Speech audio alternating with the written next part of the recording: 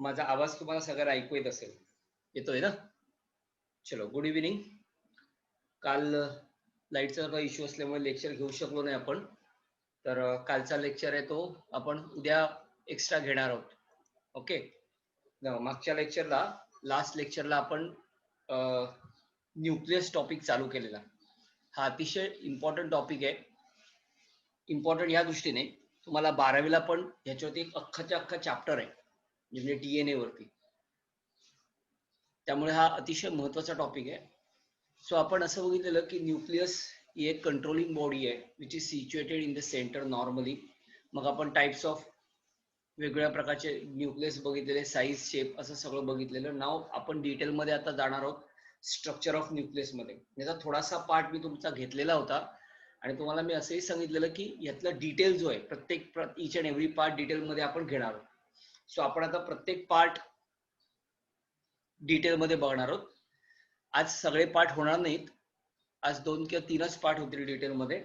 पण लक्षात घ्या व्यवस्थित, आणि व्हिडिओज तुम्हाला येतील ते व्हिडिओ पण बघा आणि तुम्ही पॉइंट पण हे नोट करून ठेवा.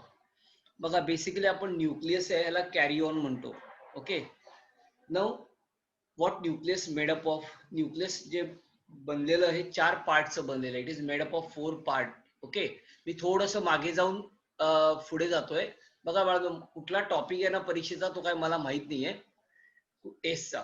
तर ते सरांना माहित असणार, कारण माझ्याकडून काय आलं नाहीये. ते टेस्ट एवढंच मला कळलं, पण कुठल्या टॉपिकवर आहे हे काय मला माहित नाहीये.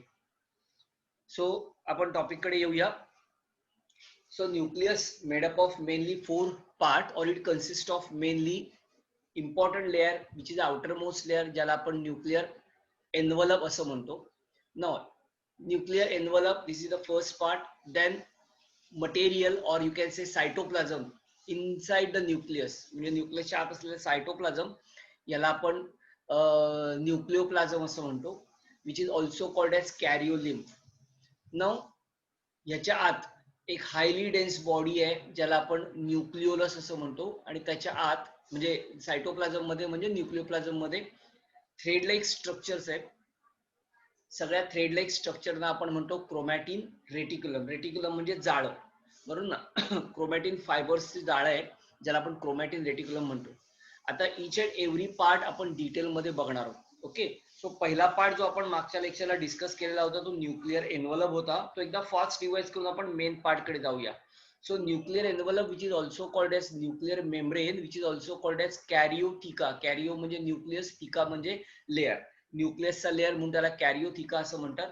It is a double wall membrane of nucleus which is made up of lipid bilayer. Okay. It's out. मी हे आपण बोललेलो होतो म्हणून मी फार एक बोलत नाही. Now nuclear membrane made up of 2 layer. So it is a double membrane ना. So outer membrane and inner membrane. So outer membrane is called ectokaryotheca. Ecto म्हणजे बाहेरचा. And inner membrane is called as endokaryotheca. Endo म्हणजे आतला. Spelling mistake आहे, endo पाहिजे. endokaryotheca. नाव जो 2 membrane आहे, या 2 मेम्ब्रेन मध्ये जी काय स्पेस आहे त्या स्पेसला आपण पेरी न्यूक्लियर स्पेस असं म्हणतो. म्हणजे ही स्पेस, पांढऱ्या रंगाची स्पेस इथे, हा एक्टो, हा एंडो आहे. हा एक्टोकॅरियोथिका, एंडोकॅरियोथिका. याच्या मधली जी स्पेस आहे त्या स्पेसला पेरी न्यूक्लियर स्पेस असं म्हणतात. जी it is perinuclear space.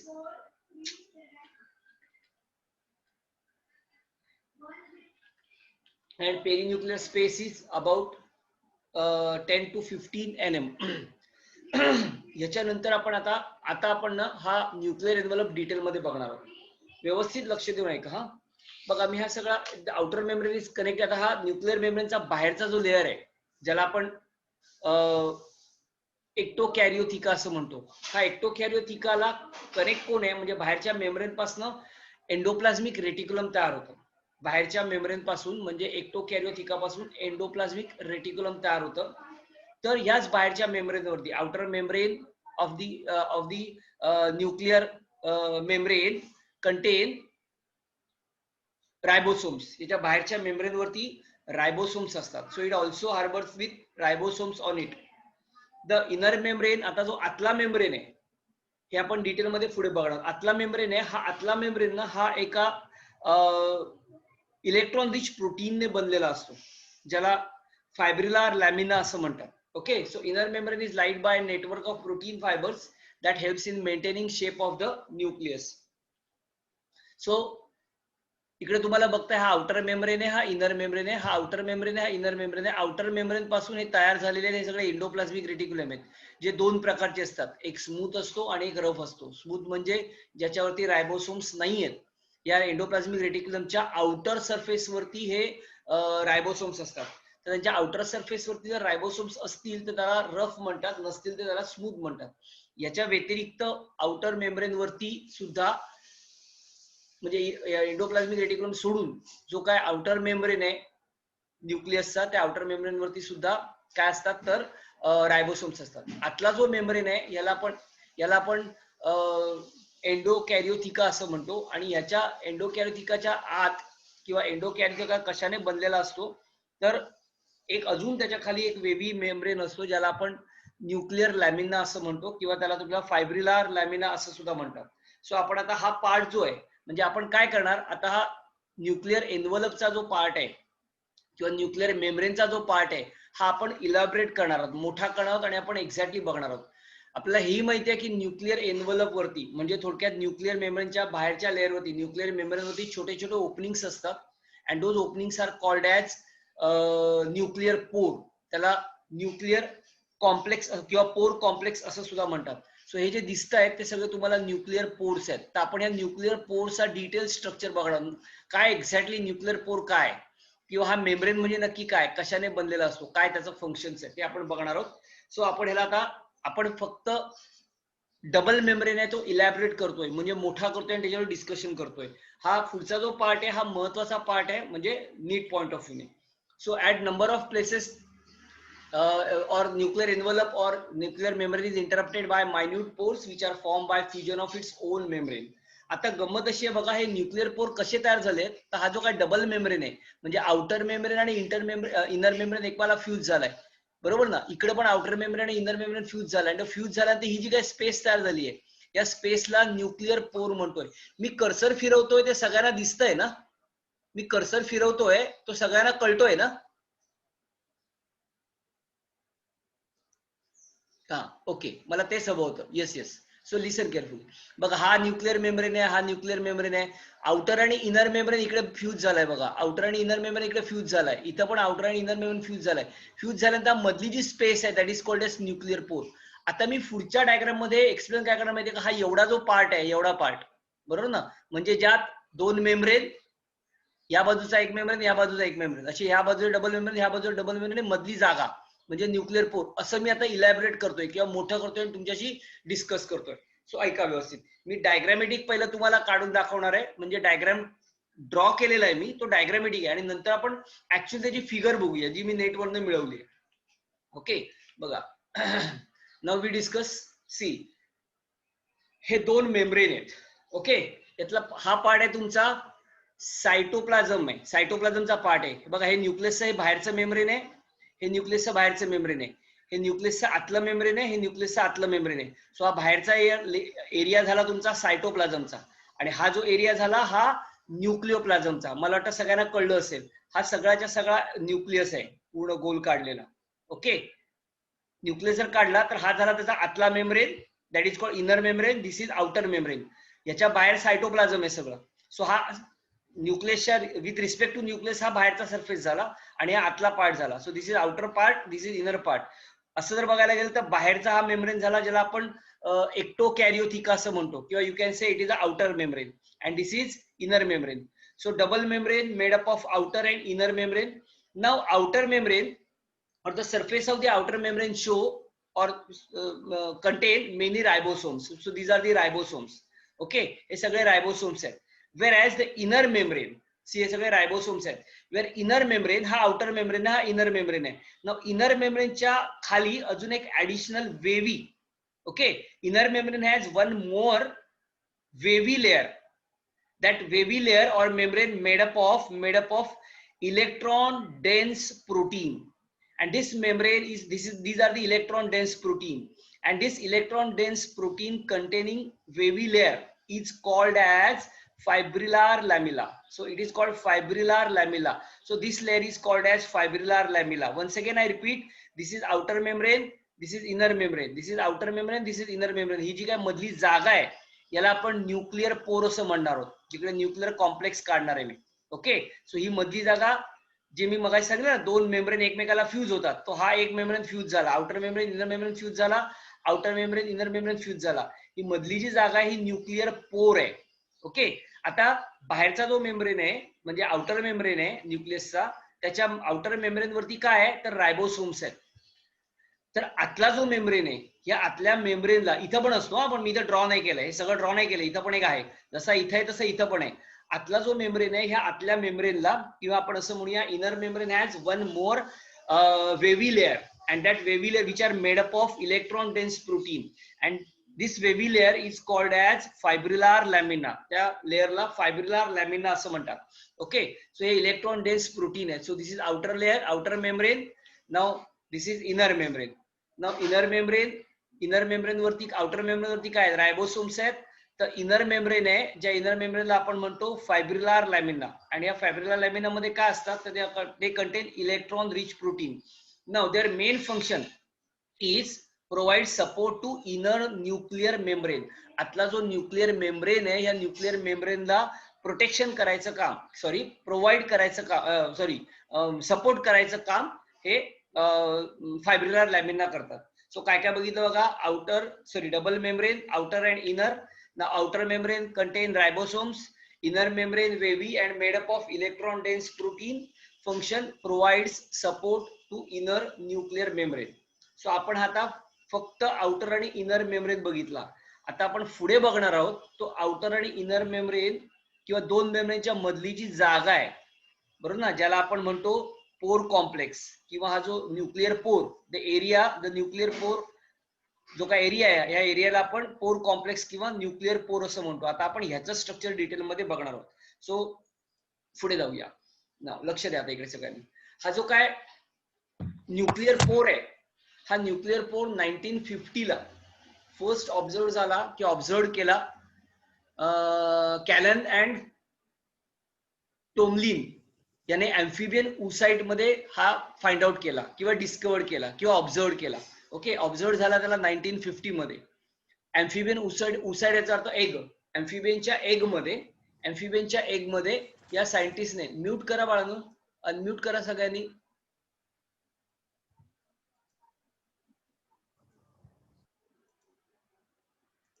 Okay, so हा जो काही न्यूक्लिअर पोर आहे, हा न्यूक्लिअर पोर किंवा त्याला आपण पोर कॉम्प्लेक्स असं म्हणतो, हा पोर कॉम्प्लेक्स 1950 ला ऑब्झर्व केला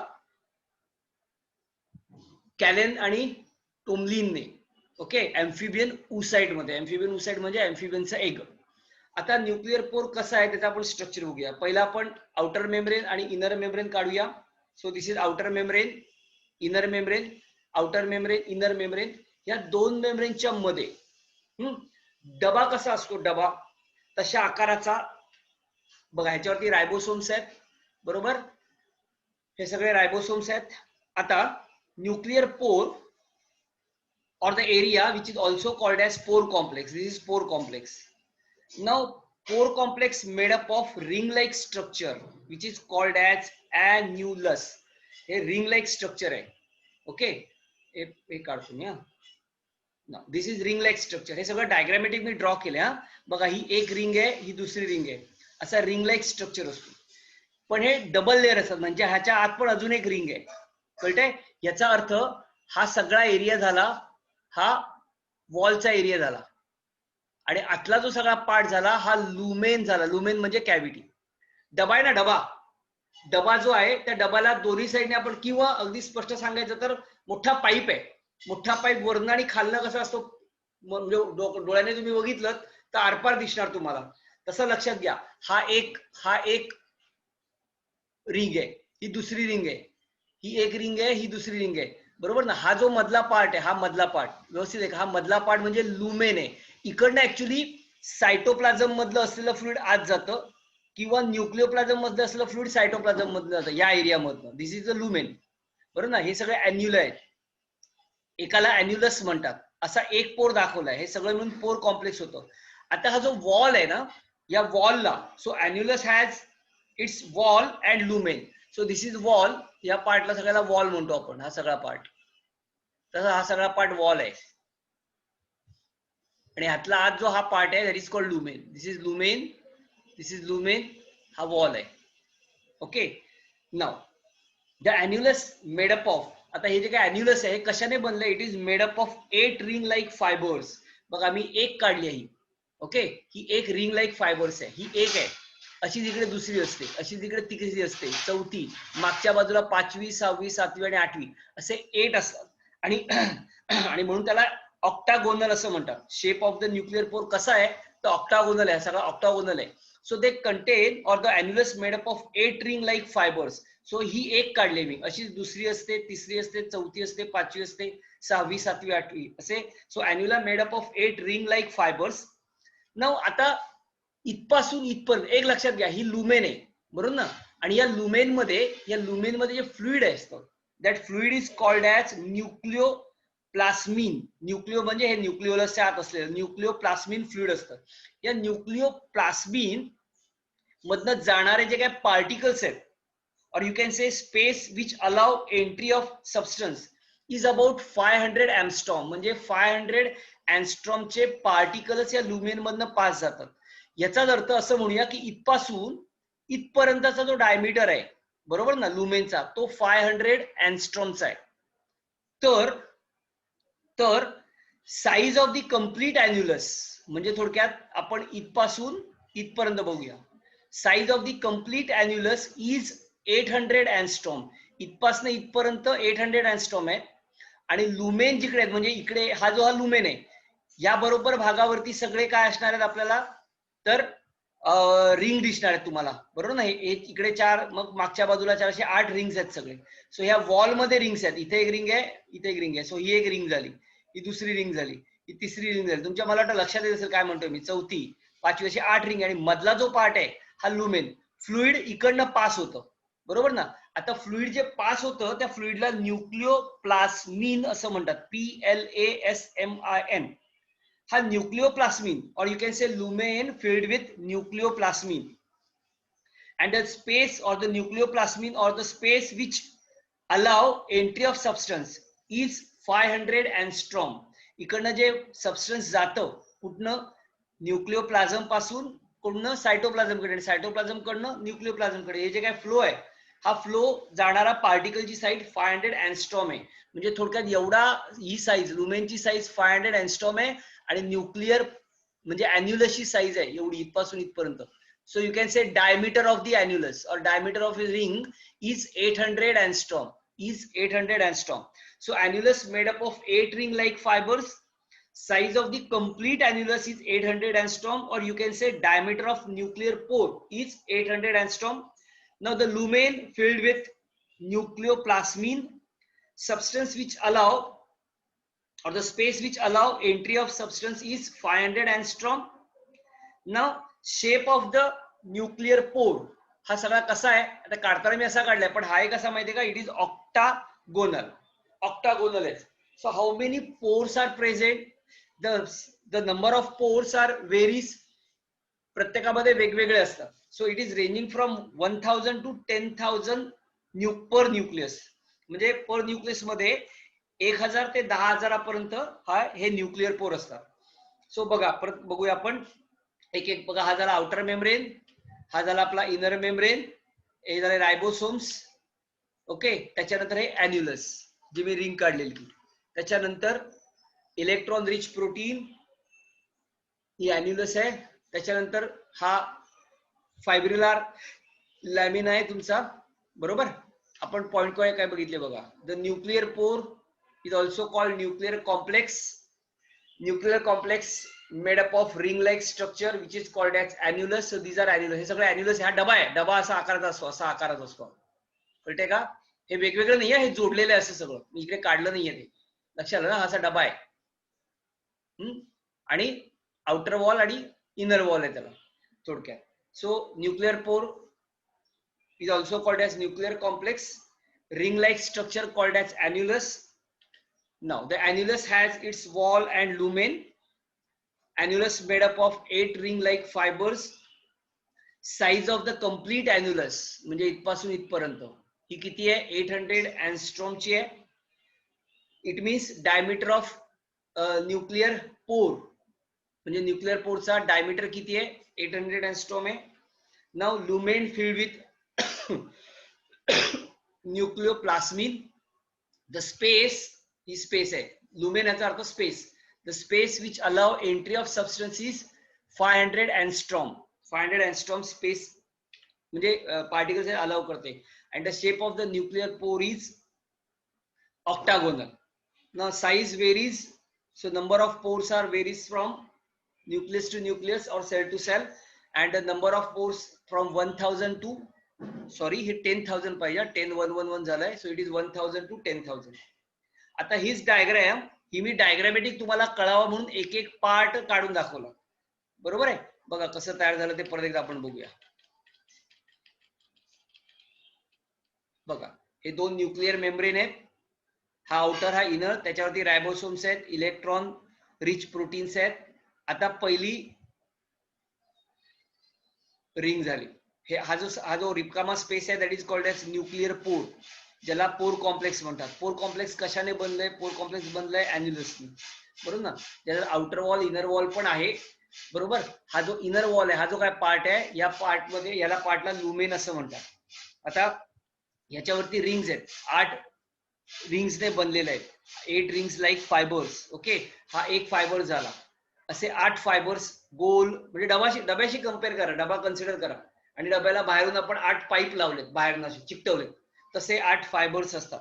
ओके, त्यामुळे अख्ख्या डब्याची साईज जी आहे, बरोबर, डब्याच्या बाहेरची साईज आहे, म्हणजे बाहेरचा साईज म्हणण्यापेक्षा डायमीटर, तसंच ह्याचा जो रिंग अॅन्युलसचा कम्प्लीट डायमीटर आहे तो 800 अँगस्ट्रॉमचा आहे. आणि आतला जो लुमेन आहे, त्या लुमेनचा डायमीटर आहे 500 अँगस्ट्रॉम, म्हणजे थोडक्यात 500 अँगस्ट्रॉमचे पार्टिकल्स इकडनं पास होऊ शकतात. ओके, त्याच्यापेक्षा जास्त वाले जाणार नाहीत बाहेर, असा त्याचा अर्थ झाला. क्लिअर. त्याच्यानंतर ह्याच्यात फ्लुइड जे आहे दॅट इज कॉल्ड, त्या फ्लुइडला म्हणतात, त्या लुमेन मध्ये जे फ्लुइड आहे त्या फ्लुइडला म्हणतात न्यूक्लिओप्लाझम. ही एका साईडचा काढलेला पार्ट आहे, आपण असं गोल असतं पूर्ण. Now space allow entry of substance that is 500 angstrom. Shape of the nuclear pore आहे octagonal, and a number of pore 1000 to 10,000. हे चेंज करून घेऊया आपण 10,000. एक मिनिट, हा जाईल चुकून ते, जर थांब.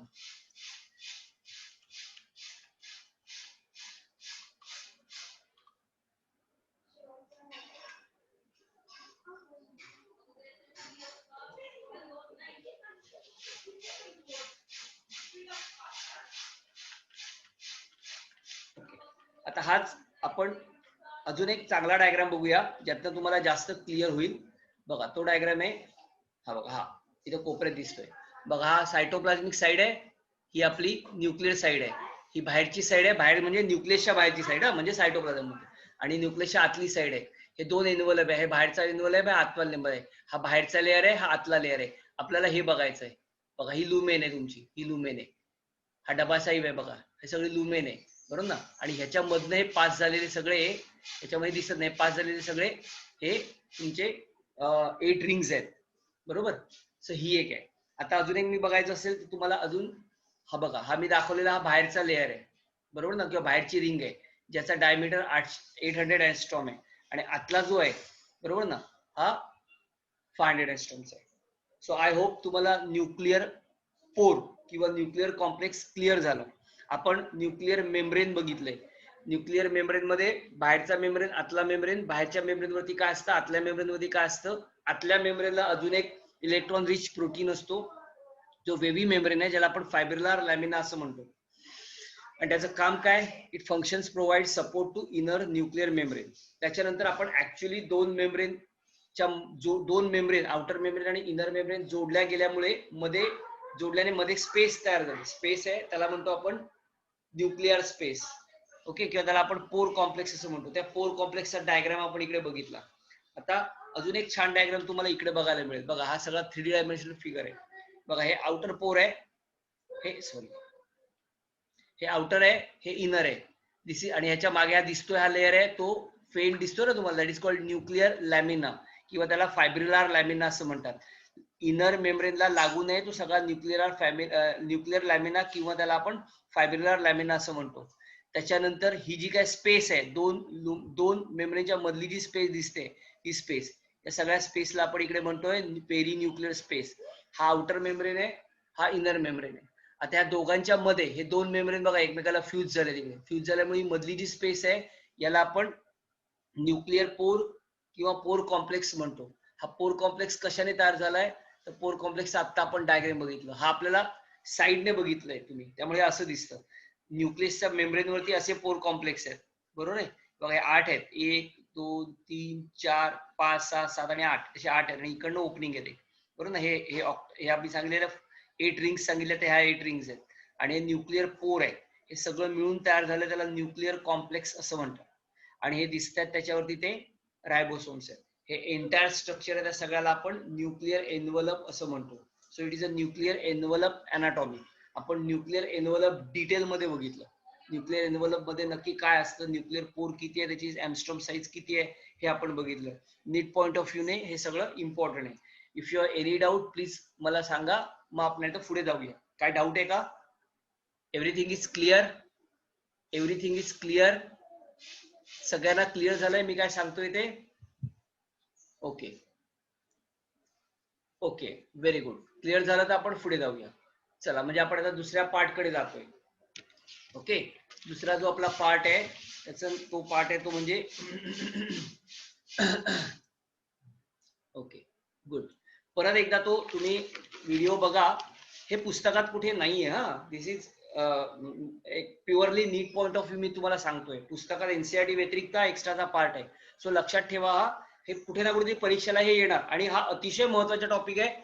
याचा अगदी काय म्हणतात ते एकदम डिटेल मध्ये तुम्हाला स्टडी करावा लागेल, करायचं आहे आपल्याला, जेणेकरून तुम्हाला 12th मध्ये हा प्रॉब्लेम शिकवताना किंवा शिकताना प्रॉब्लेम येणार नाही. टर्मिनॉलॉजी तुमच्या डोक्यामध्ये फिट असेल. कारण तिकडे काय माहितीये का, तो टॉपिक थोडासा किचकट आहे. मॉलिक्युलर बेसिस ऑफ इनहेरिटन्स असा एक टॉपिक आहे, ज्यामध्ये डीएनए रिप्लिकेशन कसं होतं, प्रोटीन सिंथेसिस कसं होतं, या सगळ्या ठिकाणी तुम्हाला हे लागणार आहे. कसं ट्रान्सपोर्ट होतं, एमआरएनए कुठे तयार होतो, बाहेर कसा येतो, हे सगळं लागणार. त्यामुळे हे डिटेलमध्ये घेणं आवश्यक आहे. तर हे जर नाही घेतलं तर तुम्हाला तिकडे काही कळणार नाही. सो सगळ्या दृष्टीने हे महत्वाचं आहे. आपण पहिला पार्ट बघितला, आता आपण दुसरा जो पार्ट बघणार आहोत, न्यूक्लियर एन्व्हलप आपण ह्यातलं क्लिअर केलं. आता आपण दुसरा जो पार्ट बघणार आहोत तो न्यूक्लियोप्लाझम, ज्याचा मी इंट्रोडक्टरी पार्ट तुम्हाला मागच्या लेक्चरला बोललेलो होतो. So nucleoplasm, it is also called as nuclear matrix, which is also called as karyolymph. हे टर्मिनॉलॉजी लक्षात ठेवायची हा. और which is also called as karyoplasm. कॅरियो म्हणजे न्यूक्लियस, न्यूक्लियसच्या आत असलेला प्लाझम म्हणजे फ्लुइड, त्याला न्यूक्लियोप्लाझम कॅरियोप्लाझम असं म्हणतात. नाव हे आपण कॉमन बोललेलो. न्यूक्लियोप्लाझम और कॅरियोप्लाझम, और it is also called nuclear SAP, which is a ground substance and it is made up of colloid form of number of chemicals, nucleotides and nucleosides. आता ह्याच्यात फरक काय, कोण सांगू शकेल मला? What is the difference between nucleotides and nucleosides? मी मागच्या वेळेला शिकवलं तेव्हा मला असं वाटलेलं, मला कोणतरी डाऊट विचारेल, सर हे काय आहे दोघांमधला फरक? दोघंही वाटतात तर सारखे, टी आणि एसचाच फरक आहे फक्त. तर मला असं वाटलेलं तुम्ही कोणतरी मला विचाराल, सर काय फरक आहे न्यूक्लियोसाइड आणि न्यूक्लियोटाइड मध्ये? पण कोणीच बोलणार नाही, तर लक्षात आलं नसेल तुमच्या. सो कोण सांगू शकेल मला what is the difference between nucleotide and nucleosides? और तुम्हाला माहित नाहीये, माहित असेल तर सांगा, नसेल तर मी एक्सप्लेन करतोच. सो कोण सांगू शकेल का what is the difference between nucleotide and nucleosides?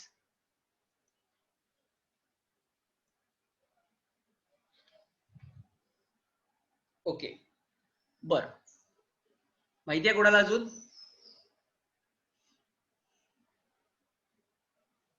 Okay, लक्ष द्या. मग नाही माहित असण्याचे चान्सेस कमी आहेत. एक्स्ट्रा काय वाचन असेल तुमचं तर माहित असेल कदाचित. बघा तुम्ही ना, मला माहित नाही आता 10th मध्ये का 9th मध्ये का 10 मध्ये तुम्ही शिकलात, डीएनएचं स्ट्रक्चर शिकलेला बघा, किंवा काय म्हणतात डीएनए आणि आरएनए शिकलेलो आपण, शिकलेला तुम्ही. That is deoxyribose nucleic acid, ribose nucleic acid. Actually ते कशाने बनलंय ते तुम्हाला माहिती असेल. It is made up of 3 parts. One is called as sugar, that is deoxyribose sugar, then phosphate group and nitrogen base. Nitrogen bases are A, T, C, G. We are talking about DNA, adenine, cytosine, thymine and guanine. These are the nitrogen base pair. म्हणजे 3 गोष्टींनी बनलेला आहे nitrogen base pair, ज्याला आपण NB असं म्हणूया, बरोबर. त्याच्यानंतर शुगर आणि तिसरा पार्ट आहे तो म्हणजे फॉस्फेट ग्रुप. आता न्यूक्लियोटाइड आणि न्यूक्लियोसाइड मध्ये फरक काय? न्यूक्लियोसाइड मध्ये ना फॉस्फेट ग्रुप ऍबसेंट असतो, न्यूक्लियोसाइड्स मध्ये फॉस्फेट ग्रुप नसतो. ज्याच्यामध्ये फॉस्फेट नाहीये ते न्यूक्लियोसाइड्स, आणि ज्याच्यामध्ये फॉस्फेट ग्रुप आहे तो nucleosides. So nucleotides, so nucleotides मध्ये फॉस्फेट ग्रुप असतो, न्यूक्लियोटाइड्स मध्ये फॉस्फेट ग्रुप असतो, तर न्यूक्लियोसाइड मध्ये फॉस्फेट ग्रुप ऍबसेंट असतो. तर दोघांमधला फरक आहे न्यूक्लियोटाइड आणि न्यूक्लियोसाइड. आता हे साइडचं टाइड मध्ये कसं कन्व्हर्जन होतं ते आपण तुम्ही पुढच्या वर्षी तुम्ही शिकणार आहात. सो फक्त एवढं लक्षात ठेवा, न्यूक्लियोसाइड आणि न्यूक्लियोटाइड मधला फरक. न्यूक्लियोसाइड म्हणजे फॉस्फेट ग्रुप ऍबसेंट, न्यूक्लियोटाइड म्हणजे phosphate group present. I think clear झालं असेल तुम्हाला. कारण न्यूक्लियोटाइड कशाने बनलेला आहे? तर nucleotide made up of DNA, made up of long chain of nucleotide. Nucleotide कशाने बनलाय? न्यूक्लियोटाइड बनलाय फॉस्फेट ग्रुप, पेंटोज शुगर आणि फॉस्फेट ग्रुप शुगर आणि नायट्रोजन बेस. ओके, सो इथे फॉस्फेट ग्रुप प्रेझेंट असतो, इथे फॉस्फेट ग्रुप ऍबसेंट असतो. Plus ATPase, protein, enzyme, RNA, DNA, polymerase. Endonuclease cut करण्यासाठी असतो. मिनरल्स असतात, कॅल्शियम, मॅग्नेशियम आणि एमएन पण असतं. एवढा आपण पार्ट बघितलेला होता इन जनरल मध्ये. आता आपण ह्याच्यामध्ये डिटेल मध्ये जाऊया. Nucleoplasm contain high concentration of nucleotides. हे सगळे न्यूक्लियोटाइड्स आहेत. कोणकोणते? ATC, ATP, adenosine triphosphate, GTP, that is guanine triphosphate, then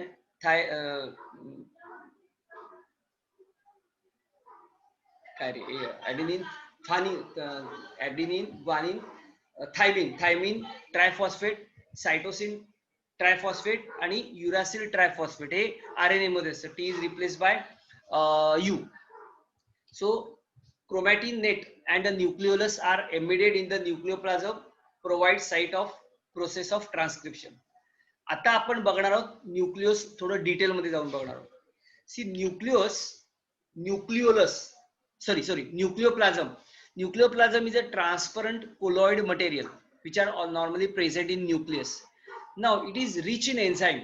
आता ना ह्याच्यात कोणकोणते एन्झाईम असतात? तर आता तिकडे वेगवेगळे एन्झाईम बघितले, पण त्यातले मेन सांगतो तुम्हाला. एक असतो डीएनए. मी स्क्रीनवर दिसत नाही, मी तुमच्याशी नुसतं बोलतोय, मग आपण दाखवूया. डीएनए रिप्लिकेशन करण्यासाठी न्यूक्लियसच्या आत ना डीएनए असतो, डीएनएचं रिप्लिकेशन होतं. डीएनए असतो, डीएनए रिप्लिकेशन होतं. डीएनए रिप्लिकेशन म्हणजे काय? It is also called as duplication or replication of DNA. You know that DNA is a double strand, दोन स्ट्रँडचा डीएनए बनलेला असतो. तो या दोन स्ट्रँड पासून, म्हणजे एका डीएनएच्या मॉलिक्यूल पासून दुसरा डीएनएचा मॉलिक्यूल तयार होण्याच्या प्रोसेसला रिप्लिकेशन किंवा डुप्लिकेशन ऑफ डीएनए असं म्हणतात. So it is the process of formation of new DNA molecule from original one is called as replication, which is also called as duplication. आता हा जो काय रिप्लिकेशन किंवा डुप्लिकेशनची प्रोसेस आहे ना, ही सेमी कॉन्झर्वेटिव्ह प्रोसेस असते. म्हणजे काय? तर दोन डीएनए एकमेकांमध्ये कॉइल्ड असतात, डबल हेलिकल स्ट्रक्चर असतात, एकमेकांमध्ये गुंतलेले असतात. तर रिप्लिकेशनच्या प्रोसेसमध्ये ना हे गुंतलेले का असतात? कारण तुम्हाला माहिती आहे नायट्रोजन बेस मध्ये एका नायट्रोजन बेसचा ए समोरच्या डीएनए स्ट्रँडच्या टीशी कनेक्ट असतो बाय मीन्स ऑफ बॉन्ड, एक अटॅच असतो by means of double bond, hydrogen weak bond. आणि ए, टी, सी आणि जी, सी असतो आणि जी असतो ट्रिपल बॉन्डने. सो ठीक आहे, ते डिटेल मध्ये नको जाऊया, पण थोडक्यात का ते डबल हेलिकल का असतात? तर शिडी सारखे असतात.